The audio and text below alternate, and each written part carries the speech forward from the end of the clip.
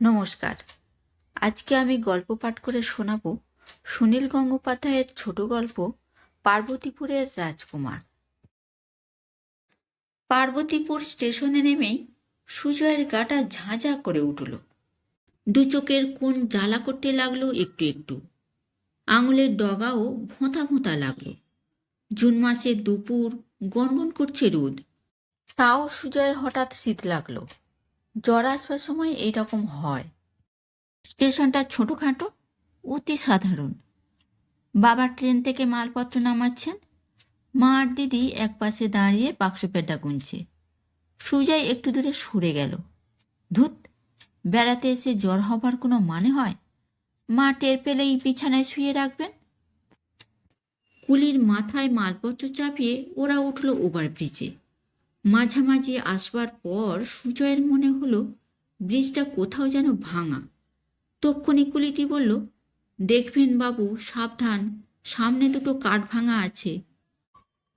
সুজয় অবাক হয়ে গেল।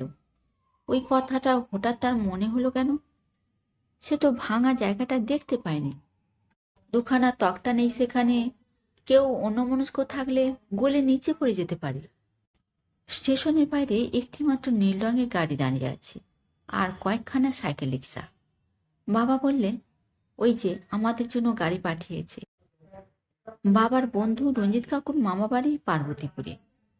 রঞ্জিত কাকুর মামারা একসময় এখানকার জমিদার ছিলেন। এখন তো আর জমিদারি নেই, কিন্তু সেই আমলের একটা প্রকাণ্ড বাড়ি আছে। বড় বড় দুটো দিঘি আর ফলের বাগান আছে।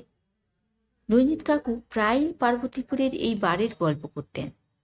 তাই বাবা একদিন বলেছিলেন, ব্যবস্থা করে দাও না, আমরা ওখানে কিছুদিন থেকে আসি। রঞ্জিত কাকু বলেছিলেন, কোনোই অসুবিধে নেই। তার এক মামা এখনও সেখানে থাকে, অন্য মামারা থাকেন কলকাতায়, গ্রামে আর আসতে চান না। কিন্তু তার মেজ মামা এখানেই থাকতে ভালোবাসেন, তিনি এই বাড়ির দেখাশোনা করেন। রঞ্জিত কাকু তার মেজ মামাকে চিঠি লিখে সব ব্যবস্থা করে দিয়েছেন। তিনি নিজেও সঙ্গে আসবেন ঠিক করেছিলেন, কিন্তু শেষ মুহূর্তে আটকে গেছেন কাজে। একটা মস্ত বড় গাছের ছায় দাঁড়িয়ে আছে নীল রঙের গাড়িটা। সুজয় বেশিরভাগ গাছই চেনে না, কিন্তু এটা যে অসত্য গাছ তা চিনতে পেরেছে। পার্বতীপুর স্টেশনের বাইরে একটা গাছ থাকবে তাও যেন সে জানত। সুজয়ের একই সঙ্গে শীতও করছে, গরমও লাগছে। গাড়ি থেকে একজন লম্বা শুকনো চেহারা লোক নেমে বিনীতভাবে হাত জোড়ো করে বলল, মেজবাবু নিজে আসতে পারেননি? আপনাদের ট্রেনে আসতে কোনো অসুবিধা হয়নি তো? দয়া করে গাড়িতে উঠে বসুন। লোকটির মুখের দিকে তাকিয়ে সুজয়ের মনে হলো লোকটা মিথ্যে কথা বলছে। গাড়িটা স্টার্ট নেবার সময় প্রচুর শব্দ করল, এমন ফটফট দুমদাম শব্দ যেন যুদ্ধ শুরু হয়ে গেল। কয়েকটা বাচ্চা ছেলে গাড়িটার গায়ে হাত বুলোচ্ছিল। তারা ওই শব্দ শুনে দূরে সরে গেল ভয়ে। একটুখানি পাকা রাস্তার পরেই গাড়িটা নেমে পড়ল মাঠের মধ্যে। সেইখান দিয়েই চলতে লাগলো ধুমধামের সঙ্গে। গাড়িটা লাফাচ্ছে যেন ঘোড়ার মতো। ড্রাইভার মুখ ফিরিয়ে বলল, গত বছর বন্যায় এদিককার রাস্তা সব ভেঙে গেছে তো, গাড়ি চালাবার উপায় নেই। বাবা বললেন, তাহলে গাড়ি আনলেন কেন? আমরা কুলির মাথায় মালপত্র চাপিয়ে না হয় হেঁটেই যেতুম, বেশি দূর তো নয়। ড্রাইভার বলল, না বেশি দূর নয়, এই মাত্র মাইল 5। বাবা বললেন, রঞ্জিত যে বলেছিল স্টেশনের কাছেই বাড়ি। ড্রাইভার বলল, হ্যাঁ, আগে খুব কাছে ছিল, এখন যে রেল স্টেশনটা দূরে সরে গেছে। সুজয় বসে আছে ড্রাইভারের পাশে। তার এসব কোনো কথাই বিশ্বাস হচ্ছে না। মিনিট 10 যাবার পরে গাড়িটা ক্যাকর্ক ভ্রুর ভর শব্দ করে একেবারে থেমে গেল। ড্রাইভার নেমে গিয়ে বোনেট খুলে খুটখাট আরম্ভ করল। মা বাবার দিকে ফিরে বললেন, আমি বলেছিলাম পুরী যেতে, শুনলে না তো আমার কথা। ড্রাইভার উঁকি মেরে বলল, উপায় নেই, ঠেলতে হবে। সবাই নেমে পড়ল গাড়ি থেকে। রোদ একেবারে ঝাঁঝা করছে। তবে গতকালই বোধহয় বৃষ্টি হয়েছিল।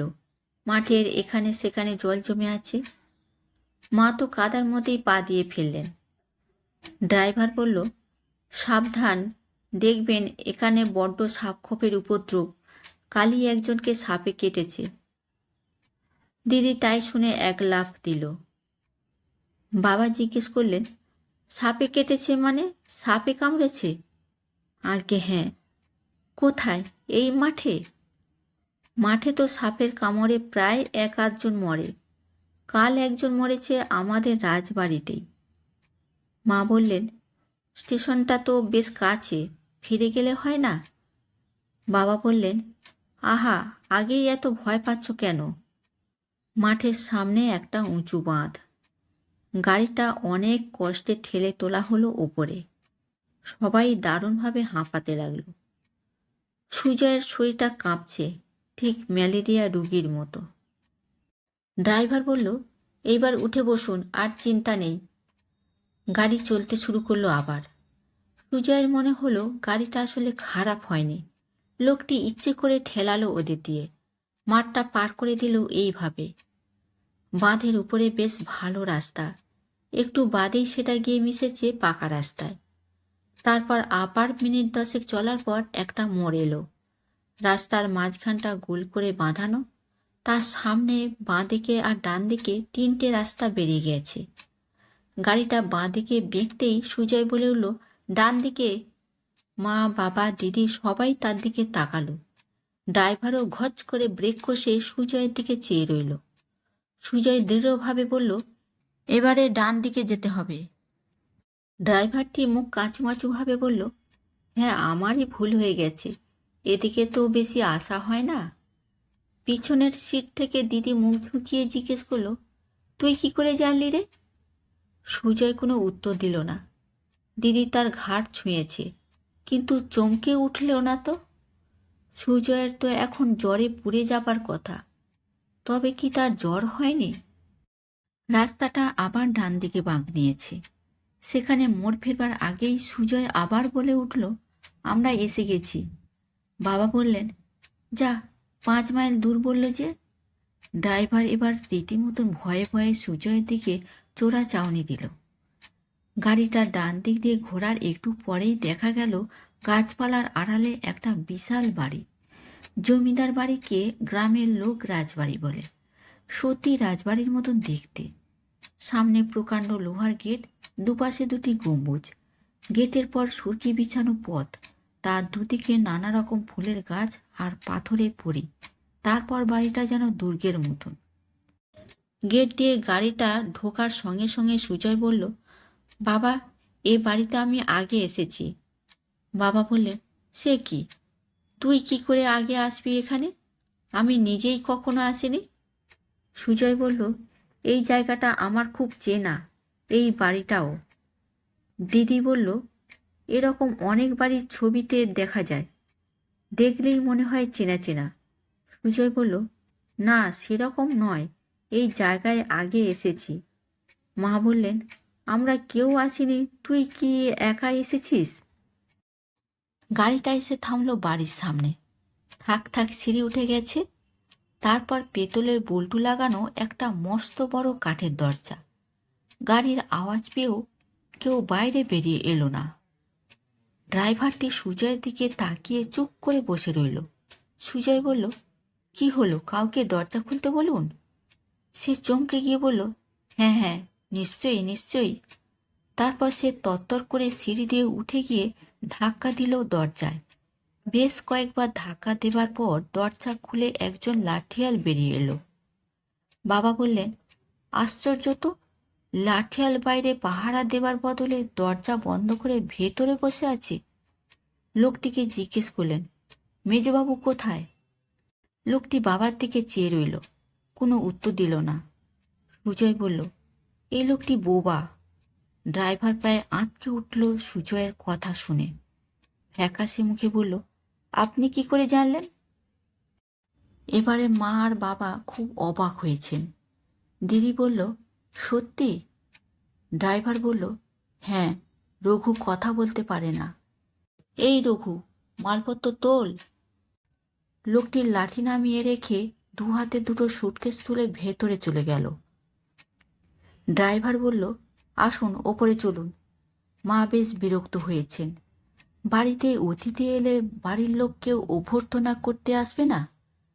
রঞ্জিতবাবু অবশ্য বলেছিলেন যে তার মেজো মামা বিয়ে করেননি, বাড়িতে অন্য লোক আর বিশেষ কেউ নেই।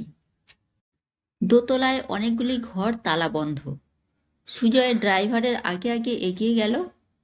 তারপর বারান্দা ঘুরেই ডান দিকের প্রথম ঘরটার দরজা ঠেলে খুলে ফেলল, যেন সে জানত যে এই ঘরটাই তাদের জন্য সাজিয়ে রাখা হয়েছে। শুধু তাই নয়, সুজয় এরপর বলল, মা, তোমাদের এই ঘর, আমি আর দিদি থাকবো তিনতলায়।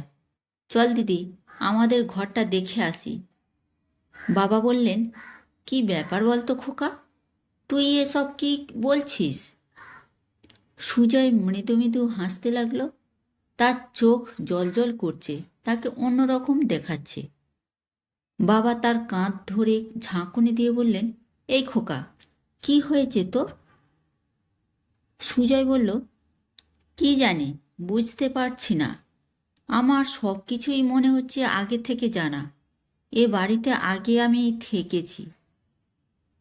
মা বললেন, ছেলেটা ক্ষেপে গেল নাকি? এ বাড়িতে ও আগে আসবে কি করে? ড্রাইভারটি অস্ফুটভাবে বলল, ছোটবাবু, ছোটবাবু।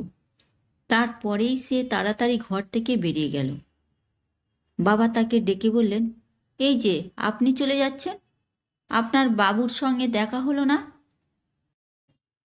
বাবুর তো শরীর খারাপ, উনি ঘর থেকে বেরোচ্ছেন না। ঠিক আছে, ওর ঘরেই আমরা যাব। উনি বলেছেন সন্ধেবেলা দেখা করবেন। আপনাদের কোনো অসুবিধে হবে না, ডাকলেই রঘু আসবে। ওই লোকটি তো বোবা। যারা বোবা হয় তারা কালাও হয়, ডাকলে ও শুনবে কি করে? না না, ও শুনতে পায়, কথা বলতে পারে না। আপনারা বিশ্রাম করুন, আমি চা পাঠিয়ে দিচ্ছি। মা এবারে প্রকাশ্যেই বলে ফেললেন, এ বাড়িতে আমার একটুও থাকতে ভালো লাগছে না বাবু। রঞ্জিতবাবু এ কোন জায়গায় পাঠালেন আমাদের? রঞ্জিত তো বলেছিল আমাদের খুব ভালো লাগবে, ওর মেজমামা আমাদের খুব খাতির করবেন, তিনি খুব আমোদের লোক। কোথায়? তিনি তো একবার দেখাও করলেন না। শুনছি তো অসুস্থ। রঞ্জিতের চিঠির উত্তরে তিনি টেলিগ্রাম পাঠিয়ে আমাদের আসতে বলেছেন, তাতে তো জানার নেই যে তিনি অসুস্থ। ও কি, ও কি, ছেলেটার কি হলো? সুজয় তখন থরথর করে কাঁপতে শুরু করেছে, তার চোখ বুজে গেছে। বাবা ভয় পেয়ে গিয়ে বললেন, খোকা, খোকা, অমন করছিস কেন? সুজয় বলল, আমি ওপরে যাব। তারপরেই সে এক দৌড় লাগালো। ও কি, ও কি বলে বাবা, মা, দিদিও ছুটলেন তার পিছন পিছন। সুজয় দৌড়তে দৌড়তে উঠে এলো তিনতলায়। সেখানে ড্রাইভার আর রঘু দাঁড়িয়ে আছে একটা ঘরের দরজার সামনে। দুজনেরই মুখ শুকনো। সুজয়কে দেখে তারা বেশ ভয় পেয়েছে। সুজয় হুকুমে সুরে বলল, সরে যাও, দরজা খোলো। ড্রাইভার হাত জোড়ো করে বলল, ছোটবাবু, ছোটবাবু, আমার কোনো দোষ নেই। সুজয় এক ধাক্কা দিতেই দরজাটা খুলে গেল। একজন মাঝবয়সী লোক একটা সিল্কের ড্রেসিং গাউন পরে মাথা আঁচড়াচ্ছিল। আওয়াজ শুনে ফিরে তাকালো। লোকটির মাথায় টাক, মুখে কাঁচা পাকা লম্বা দাড়ি। সুজয়কে দেখে লোকটিও বেশ ভয় পেয়ে গেল। এক পা করে পিছিয়ে যেতে যেতে বলল, একে, একে। সুজয়ের বাবা মাও ততক্ষণে পিছনে এসে দাঁড়িয়েছেন। সুজয় তাদের দিকে ফিরে বলল, এই লোকটা মেজবাবু নয়, এ একটা বদমাস, আগে নায়েবের কাজ করত। সিল্কের জোব্বা পরা লোকটাও ড্রাইভারের মতন বলে উঠল, ছোটবাবু, ছোটবাবু। সুজয় প্রায় লাফিয়ে গিয়ে লোকটা দাড়ি ধরে এক টান দিতেই সেই দাড়ি খুলে এলো হাতে, নকল দাড়ি। লোকটা বিকট সুরে চিৎকার করতে লাগলো, ওরে বাবা রে, মেরে ফেললো রে, ভূত, ভূত, ছোটবাবু ছেড়ে দাও আমাকে, আমি সব স্বীকার করছি। ড্রাইভার বলল, ছোটবাবু ঠিকই বলেছেন, এ মেজবাবু নয়, এ ছিল আগে এ বাড়ির নায়েব। রঘু আর ড্রাইভার এসে দুমদাম করে লোকটিকে ঘুষি মারতে লাগলো। সে মাটিতে পড়ে কাতরাতে লাগলো। এরপর আস্তে আস্তে সব জানা গেল। দিন 10 আগে এ বাড়িতে মেজবাবু হঠাৎ মারা গেছেন। অন্য ভাইরা সবাই কলকাতায় থাকেন, তারা সে খবর জানতে পারেনি। ওই নায়েবই ইচ্ছে করে জানায়নি।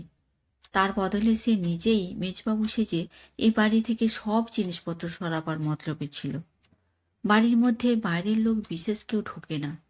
ড্রাইভার আর রঘুকে সে ভয় দেখিয়ে নিজের দলে রেখেছিল। নায়েব লোকটি বদমাশ হলেও মোটেই সাহসী ছিল না। সুজয়কে দেখেই ভয় পেয়ে গিয়েছিল। পরে সব কথা নিজেই স্বীকার করল। বাবা অবাক হয়ে জিজ্ঞাসা করলেন, খোকাকে দেখে তোমরা সবাই ভয় পাচ্ছিলে কেন? ছোটবাবুই বা বলছিলে কেন? নায়েব আর ড্রাইভার জানালো যে এবারের যিনি বড়বাবু ছিলেন তার এক ছেলে ছিল ঠিক সুজয়েরই বয়সী, দেখতেও অবিকল একরকম। বছরখানেক আগে সে কলকাতা থেকে এখানে বেড়াতে এসে সাপের কামড়ে মারা যায়। সেই ঘটনার পর থেকেই বাবুরা আর এ বাড়িতে আসেন না। মেজবাবু একলাই এখানে থাকতেন। সুজয়কে দেখে আর তার কথাবার্তার ধরনে ওরা সবাই ভেবেছিল সেই ছোটবাবুই আবার ফিরে এসেছেন। বাবা বললেন, কেউ মরে গেলে আবার ফিরে আসে কি করে? তোমাদের এইটুকুও বুদ্ধি নেই? ড্রাইভার বলল, ছোটবাবুকে তো পোড়ানো হয়নি। এদেশের নিয়ম হচ্ছে কাউকে সাপে কামড়ালে তার দেহ নদীর জলে ভাসিয়ে দিতে হয়। তাই করা হয়েছিল। লক্ষিন্দর যেমন বেঁচে ফিরে এসেছিলেন, সেই রকম ছোটবাবুও নিশ্চয়ই ফিরে এসেছেন। বাবা সুজয়ের কাঁধে হাত রেখে বললেন, যা, এ তো আমাদের ছেলে, এ তোমাদের ছোটবাবু হবে কি করে? কিন্তু সুজয় কি করে এখানকার রাস্তাঘাট, এই বাড়ির সব আগে থেকে চিনল? কি করেই বা জানলো যে রঘু বোবা আর নায়েবি মেজবাবু সেজে আছে? কিছুই বোঝা গেল না।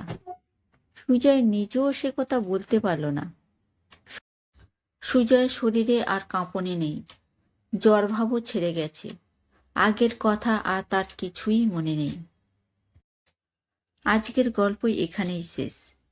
পরবর্তী গল্প শোনার জন্য এই চ্যানেলটিকে সাবস্ক্রাইব করার অনুরোধ রইল। ধন্যবাদ।